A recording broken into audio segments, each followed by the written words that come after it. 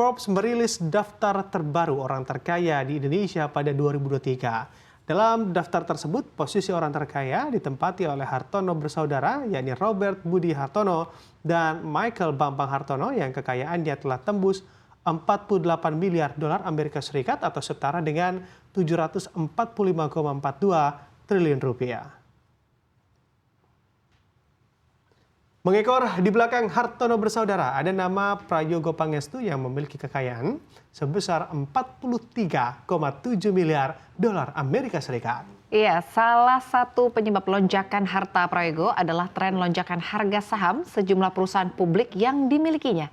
Misalnya saja ada saham PT Chandra Asri Petrochemical Tbk atau TPIA, lalu ada PT Barito Renewables Energy Tbk atau BRAN, hingga saham PT Petrindo Jaya Kreasi Tbk atau Cuan. Selanjutnya di belakang Prayogo ada Lotukong, sang pengusaha batubara tersohor PT Bayan Resources Tbk. Total kekayaan Lotukong tercatat sudah mencapai 27,2 miliar dolar Amerika Serikat.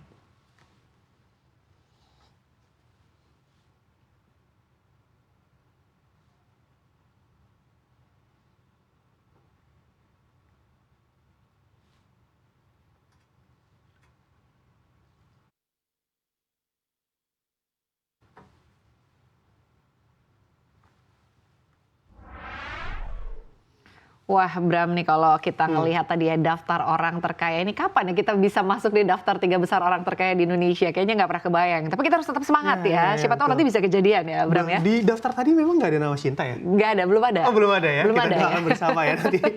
Nanti semoga aja ada ya di masa depan ya. Tapi kalau dipikir-pikir gitu ya, rata-rata orang terkaya di Indonesia itu bisnisnya memang tidak terlepas dari hajat hidup orang banyak. Betul. Ya. Misalnya kita lihat saja ada Hartono bersaudara yang punya Jarum dan juga Bank BCA.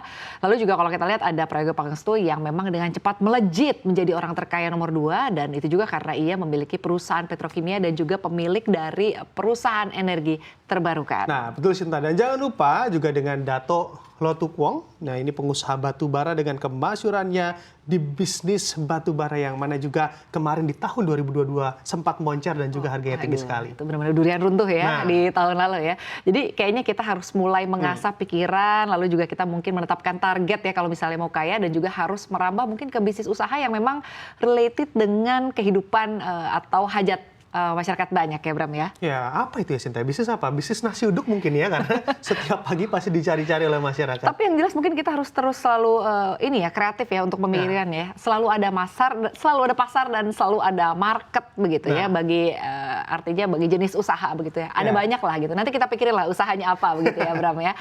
Dan kalau misalnya nanti ke depannya kita lihat ternyata memang ada jenis-jenis usaha yang kayaknya cocok sama kemampuan kita bisa jalani gitu, Bram. Kalau Bram sendiri sebenarnya lebih tertarik untuk menjalani usaha apa? Ya, kalau saya sih setuju dengan Shinta ya. Saya apalagi sudah kenal Shinta ini cukup lama, jadi ngikut Shinta aja deh mau bisnis sama. Kali aja kita bisa bisnis bareng ya. Oke, dan kini kita ke informasi berikutnya. Kim Jong Un terekam menangis saat memohon kepada perempuan-perempuan di Korea Utara untuk memiliki lebih banyak anak dan membesarkannya agar mereka mencintai negara.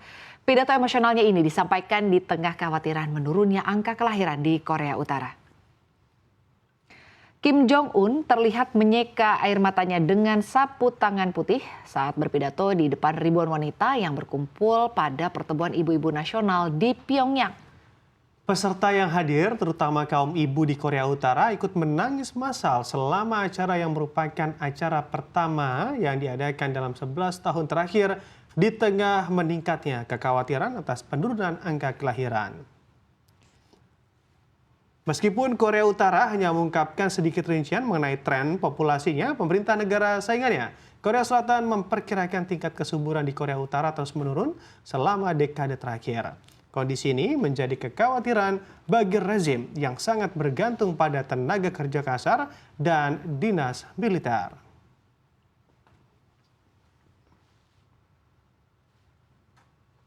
Iya, Bro, memang kalau kita lihat ya pemberitaan beberapa waktu belakangan ini sejumlah negara di Asia ini sedang mengalami penurunan angka kelahiran. Seperti misalnya kalau kita lihat ada di Jepang, Korea Selatan, dan juga China ya, Bram ya. Ya, Shinta, dan ternyata Korea Utara ini juga mengalami hal yang sama begitu ya dengan negara-negara yang Shinta katakan tadi.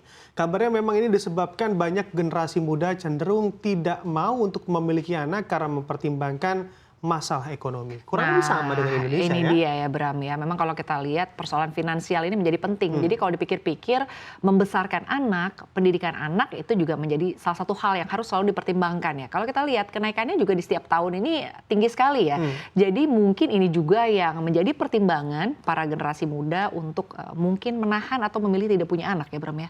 Dan hal ini juga tentunya menimbulkan kekhawatiran bagi pemerintah karena bagaimanapun penduduk itu juga penggerak perekonomian bangsa. Iya. Kalau tidak ada penduduk ya ekonomi berarti tidak akan bergerak secara maksimal begitu ataupun kosong. Tenaga kerja juga bisa menjadi langka sedangkan industri juga membutuhkan tenaga kerja.